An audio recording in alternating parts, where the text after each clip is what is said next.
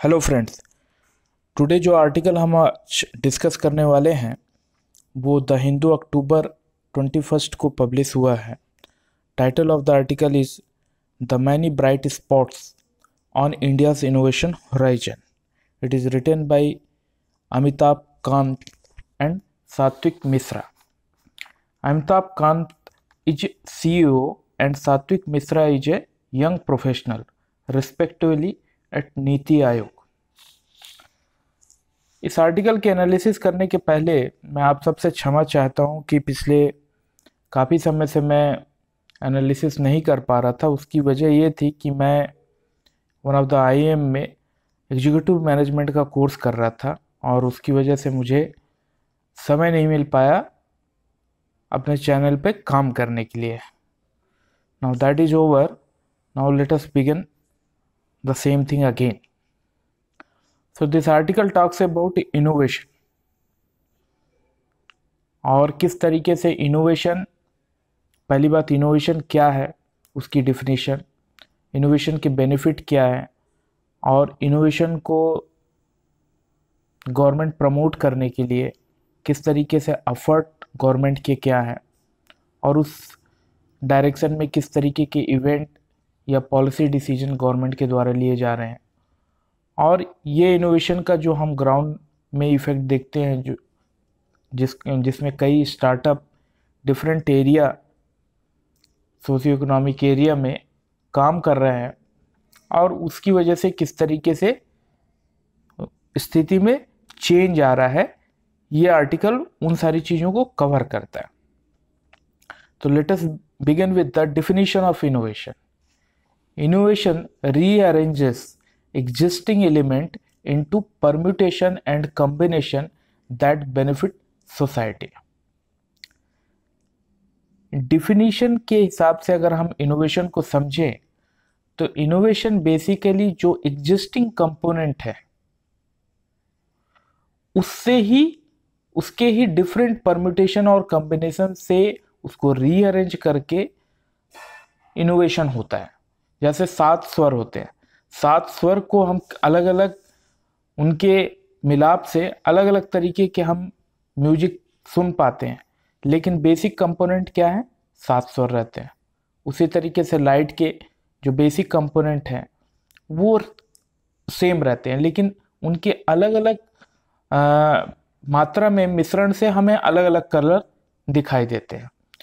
तो यहाँ पर समझने वाली बात यह है कि हम कोई न्यू चीज़ नहीं बना रहे हैं, हम क्या कर रहे हैं, न्यू अरेंजमेंट क्रिएट कर रहे हैं एग्जिस्टिंग चीज़ों की, जो कि इनोवेशन कहलाती है।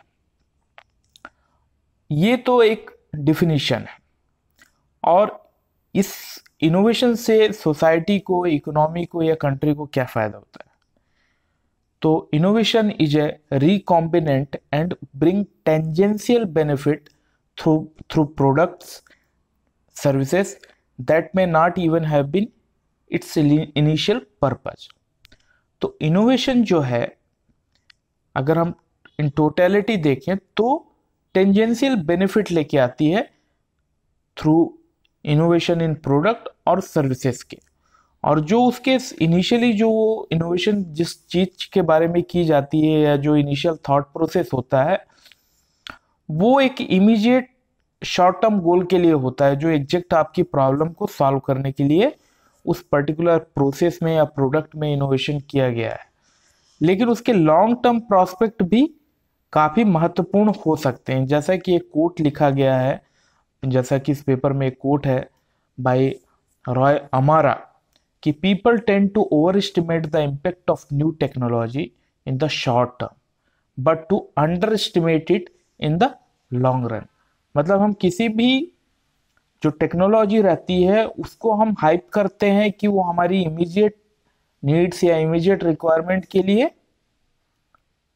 अच्छी है या उसकी उपयोगिता बहुत ज़्यादा है। उसी के साथ हम उसकी लॉन्ग टर्म प्रॉस्पेक्ट को हम अंडर एस्टिमेट करते हैं, जबकि कई केसेस में जो टेक्नोलॉजी या इनोवेशन जो यूज लाया गया है वो शॉर्ट टर्म में उतना सक्सेसफुल नहीं रहा है, लेकिन लॉन्ग टर्म में उसके कई एप्लीकेशन या कई उसकी एप्लीकेशन या उसके उपयोगिता निकल कर बाहर आई है। तो ये जो इनोवेशन है, ये इनोवेशन वैक्यूम में नहीं होता है। एक इनोवेशन को नर्चर करने के लिए एक प्रॉपर इकोसिस्टम क्रिएट करना बहुत जरूरी है, क्योंकि इनोवेशन में कुछ इनहेरेंटली कई चीजें इन्वॉल्व होती हैं जो कि विदाउट रिक्वायर्ड इकोसिस्टम वो सस्टेनेबल नहीं रह पाती हैं। जैसे कि इनोवेशन में काफ़ी रिस्क इन्वॉल्व रहता है। कोई भी आप नई चीज़ करते हो या आउट ऑफ बॉक्स थिंकिंग है या कोई भी चीज़ जब आप डिफरेंट तरीके से करने के लिए सोचते हो, तो जो एक ट्रेडिशनल पैटर्न रहता है उससे हट के सोचने पर डेफिनेटली लोग उसको रजिस्ट करते हैं, अपोज करते हैं, और एक साइकोलॉजिकल बैरियर होता है। तो ये जो रिस्क रहता है in terms of financial, in terms of psychological जो इनसिक्योरिटी है, ये सारी चीज़ों को ध्यान में रखते हुए हमें एक ऐसा इकोसिस्टम क्रिएट करना चाहिए जो कि फेल सेफ हो। मतलब जहाँ पर इवन अगर आप फेल भी होते हो अपने आइडिया को मटेरियलाइज करने में, then still you take it on your stride. That mean वो आपके लिए पनिशेबल नहीं होना चाहिए। It is safe to fail, because काफ़ी सारे फेल्योर्स के बाद ही एक सक्सेसफुल प्रोडक्ट निकल कर आता है। अगर हम फेल्योर से डरेंगे या फेल्योर को सपोर्ट नहीं करेंगे तो हम वो इकोसिस्टम नर्चर नहीं कर पाएंगे। उस डायरेक्शन में गवर्नमेंट ये जो इकोसिस्टम या जो एक अवेयरनेस या एक जो फ्रेमवर्क क्रिएट करने के लिए, पॉलिसी बनाने के लिए गवर्नमेंट कई तरीके की प्रयास कर रही हैं। तो उसमें एक रिसेंटली अभी 2 इवेंट्स हुए हैं ऑर्गेनाइज्ड बाय गवर्नमेंट। जैसा इसमें लिखा, आर्टिकल में लिखा हुआ है, वैश्विक भारतीय वैज्ञानिक समिट वैभव, ये अक्टूबर 2 से अक्टूबर 31 तक हो रहा है। उसी के लाइन में एक दूसरा इवेंट गवर्नमेंट ऑफ इंडिया ने ऑर्गेनाइज किया था। उस इवेंट का नाम था responsible AI, AI stand for artificial intelligence, responsible AI for social empowerment reach 2020 summit. It happened in October 5 to 9। तो इन सारी जो समिट गवर्नमेंट ऑर्गेनाइज की हैं, इन सारे समिट का गोल क्या था? गोल ये था to ideate on innovative solution to our challenges, मतलब आइडिया जनरेशन करने के लिए। यहाँ पर काफ़ी सारे स्टेक होल्डर थे, स्टूडेंट कम्युनिटी थी, प्रोफेशनल्स थे, इंडस्ट्री के लोग थे, वेंचर कैपिटलिस्ट थे, टेक्नोलॉजिस्ट थे, जो कि देश की कई एरिया, जो कि हेल्थ सेक्टर हो गया, फाइनेंस हो गया, एग्रीकल्चर हो गया, एजुकेशन हो गया, इंडस्ट्री हो गई, तमाम क्षेत्रों के में जो प्रॉब्लम्स हैं उनके इनोवेटिव सॉल्यूशन के लिए उन लोगों ने एक ब्रेन स्टॉर्मिंग किया इन समिट्स में कि कैसे उस चैलेंज को ओवरकम किया जाए। और इस तरीके के इवेंट ऑर्गेनाइज करने से, जो कि एक कॉमन मीटिंग ग्राउंड हो जाता है डिफरेंट अलग अलग क्षेत्र के लोगों का, एक variety of people with different skill set, different background, तो ये एक नॉलेज शेयरिंग और एक इकोसिस्टम क्रिएट करने में हेल्पफुल रहता है। सिमिलरली गवर्नमेंट का जो फोकस है कि किस तरीके से आर्टिफिशियल इंटेलिजेंस को यूज किया जाए for social empowerment, inclusion, social empowerment और सोशल इंक्लूजन के लिए, and transformation in key sectors such as health, agriculture, finance, education and smart mobility. तो ये हम देखते हैं कि गवर्नमेंट इस तरीके की इवेंट ऑर्गेनाइज करके सारे डिफरेंट जो स्टेक होल्डर्स हैं उनको एक common meeting point government create करना चाह रही है। इसके साथ ही गवर्नमेंट का कई दूसरे एफर्ट भी हैं, जैसे कि पॉलिसी मेकिंग या एक इकोसिस्टम क्रिएट करना, जो कि एक फ्रेमवर्क क्रिएट करना जो कि कॉम्प्रिहेंसिव हो, जो कि बेस्ड ऑन हो collaboration, communication, felicitation, creativity, incentivising risk taking and light touch regulation. तो इन सारी जो चीज़ों से, ब्रेनस्टॉर्मिंग से जो आइडियाज़ निकल के आते हैं in terms of product process के इनोवेशन के लिए या पॉलिसी के लिए, तो वो गवर्नमेंट उन सारी चीज़ों से एक फ्रेमवर्क क्रिएट करना चाहती है जिसमें कि लोग आपस में खुल के कोलैबोरेट कर सकें, कम्युनिकेट कर सकें, और government will facilitate them to bring creativity. और गवर्नमेंट जो उनकी खासकर जो फाइनेंशियल रिस्क है या प्रोडक्ट लॉन्चिंग में जो रिस्क है उसको किस तरीके से रिस्क मिनिमाइज या मिटिगेट करने के लिए किस तरीके से गवर्नमेंट उसको उसमें अपना योगदान दे सकती है, और किस तरीके से रेगुलेशन में भी स्ट्रिंजेंट रेगुलेशन की बजाय एक लाइट टच अप्रोच से रेगुलेशन को इम्प्लीमेंट किया जा सके। ये गवर्नमेंट की जो रोल है उस डायरेक्शन में गवर्नमेंट अपना कदम उठा रही है। और इसी डायरेक्शन में गवर्नमेंट ने कई सारी स्कीम R&D को, रिसर्च एंड डेवलपमेंट को प्रमोट करने के लिए की गई हैं।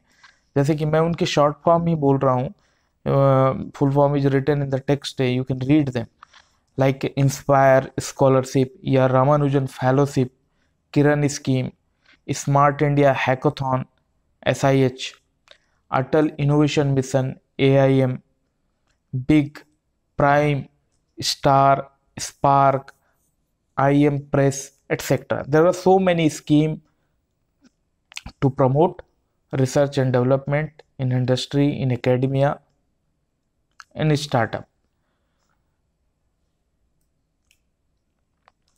So इन सारी चीज़ों से गवर्नमेंट का जो एफर्ट है उसका डायरेक्शन है particularly in the field of artificial intelligence AI या internet of things, machine learning, deep learning, big data analytics, robotics, quantum computing and data science.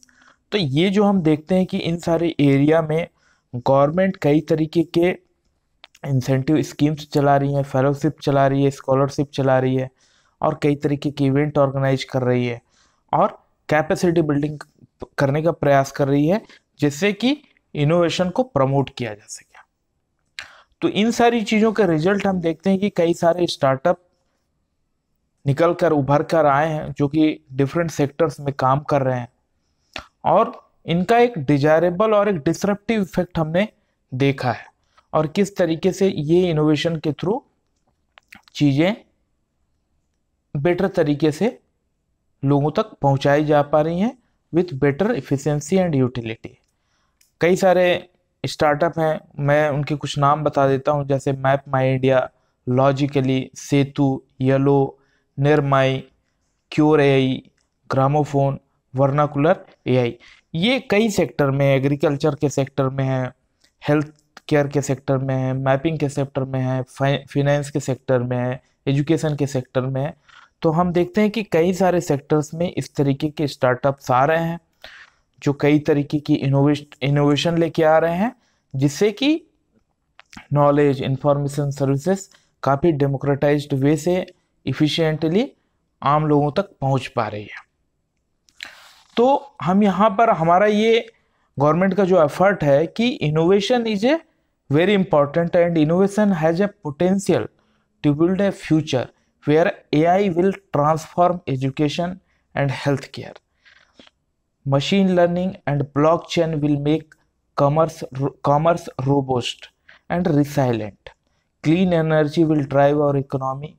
Gene drive would exterminate invasive and harmful species. Gene editing would help us bring back extinct species and reinvigorate depleted ecosystem. Quantum computing will raise our processing capability to resolve challenges which seems insurmountable and augmented and augmented and virtual reality will optimistically change the way we interact with the physical world. So innovation के क्या benefits हैं जो कि obvious हैं, और innovation को promote करने के लिए किस तरीके से पॉलिसी फ्रेमवर्क और इकोसिस्टम और कैपेसिटी बिल्डिंग रिक्वायर्ड है, गवर्नमेंट उसके तरफ जो काम कर रही है, ये आर्टिकल उसके बारे में बताता है। This conclude the analysis of first article. The second article which I am covering here, again published on Hindu October 21st. The title of the article is Offset Dilution in Defense, a Flawed Policy Turn. It is written by Sunil Mani and R. Nagaraj. Sunil Mani is Director, Center for Development Studies, और R. Nagaraj is a Professor, retired, Indira Gandhi Institute of Development Research, Mumbai. तो यहाँ पर government का जो decision है कि offset जो clause था, जो कि करीब 2005 से अप्लाइड था डिफेंस प्रोक्योरमेंट में, उसको गवर्नमेंट ने डाइल्यूट किया है। पर्टिकुलरली जो बायलैटरल मेथड से जो डिफेंस के प्रोक्योरमेंट हो रहे थे या सिंगल वेंडर सिचुएशन में जो डिफेंस प्रोक्योरमेंट हो रहे थे, उस कंडीशन में गवर्नमेंट ने कहा है कि ये ऑफसेट क्लॉज अप्लीकेबल नहीं होंगे, जो कि मेजोरिटी ऑफ प्रोक्योरमेंट केस है। तो उसके पीछे गवर्नमेंट ने क्या रीजन दिया, क्योंकि गवर्नमेंट के जो रीजंस थे कि इससे गवर्नमेंट को कॉस्ट एडवांटेज होगा। मींस अगर हम ऑफसेट क्लॉज के साथ में अगर डिफेंस का प्रोक्योरमेंट करते हैं तो वेंडर, चूंकि उसे टेक्नोलॉजी और दूसरी जो ऑफसेट क्लॉज के रिक्वायरमेंट को पूरा करना रहता है, इसलिए अपफ्रंट कॉस्ट जो आइटम का रहता था उसे वो बहुत बढ़ाकर बेचता था, जिससे कि कॉस्ट ऑफ प्रोक्योरमेंट काफी हाई हो जाती थी, क्योंकि उसमें वेंडर अपने टेक्नोलॉजी ट्रांसफर को के प्राइसिंग कंपोनेंट को भी इंक्लूड करता था। तो ये जो अब अगर वो ऑफसेट क्लॉज अगर हम हटा देंगे तो अपफ्रंट कॉस्ट जो है गवर्नमेंट को कम देनी पड़ेगी। तो ये कॉस्ट एडवांटेज गवर्नमेंट ने एक रीजन बताया है। दूसरा, अगर हम ऑफसेट के हिस्ट्री को देखें कि 2007 और 2018 के बीच में 46, जैसा कि पेपर में दिया है, 46 ऑफसेट कॉन्ट्रैक्ट किए गए, जो कि करीब वैल्यू थी 66,427 करोड़ वर्थ के। मतलब 2007 और 18 के पीरियड में 46 ऑफसेट कॉन्ट्रैक्ट में more than 66,000 करोड़ के ऑफसेट कॉन्ट्रैक्ट हुए। लेकिन उसमें जो इन्वेस्टमेंट रियलाइज हुआ, जो एक्चुअल था, वो केवल 8% हुआ, जो कि आता है करीब 5,457 करोड़ के। तो इसमें हम देखते हैं कि हमारा जो पोटेंशियल था, एक्सपेक्टेड था, उसका केवल हमने 8% ही रियलाइज किया है। अब इसके वेरियस रीजन हो सकते हैं कि ऐसा क्यों, इतना कम इन्वेस्टमेंट रियलाइज क्यों हुआ। इसी चीज को लेके कैग की भी रिपोर्ट आई, एडवर्स कमेंट हुए उसमें। और ये वजह, और भी कुछ वजह हो सकती हैं। इसकी वजह से गवर्नमेंट ने ये ऑफसेट जो क्लॉज है इसमें डायलूशन लाने का नीतिगत पॉलिसी ली, जो कि बायलैटरल या सिंगल वेंडर सिचुएशन केस में एप्लीकेबल होगी। तो अगर हम डिफेंस प्रोक्योरमेंट को अगर हम समझने का प्रयास करें, या डिफेंस कॉन्ट्रैक्ट में क्या क्या चीजें इन्वॉल्व होती हैं, तो हम देखते हैं कि हम केवल प्रोडक्ट इंडिया की का जब आइटम प्रोक्योर करता है तो कई इंटेंशन के साथ में वो चीजें प्रोक्योरमेंट होती हैं। उसमें बेसिकली हम वो सिस्टम तो चाहते ही हैं, लेकिन हम वो एडवांस टेक्नोलॉजी या नो हाउ भी चाहते हैं, जिसकी वजह से वो सिस्टम बनाया गया है for our own industry to catch up with that technology और विद द प्रोसेस। तो इंटेंशन यहाँ पर यह रहता है कि प्रोडक्ट के साथ में टेक्नोलॉजी भी एक्वायर की जाए, जिससे कि हमारी डोमेस्टिक इंडस्ट्री की capacity in terms of technology या जो और कैपेसिटी है उसमें अपग्रेड हो, और कुल मिला के एक development of military industrial complex हम विद इन इंडिया इस्टेब्लिश कर सकें।